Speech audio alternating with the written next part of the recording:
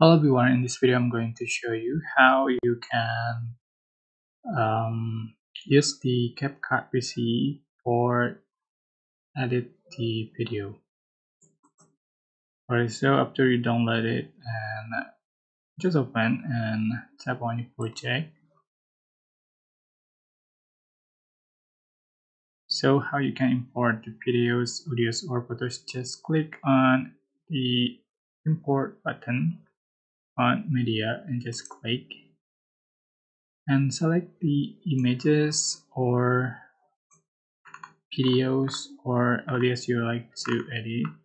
For example, I'm going to select the video that I want to edit. Click import again to add image. Import add the audios.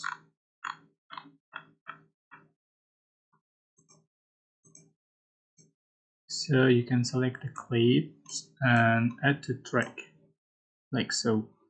Alright, that's how you can add videos to CapCut PC, or how you can import the elements you like to edit to CapCut PC. I hope this tutorial was helpful for you guys. Don't forget to like, comment, share, and also subscribe. Thank you so much for watching.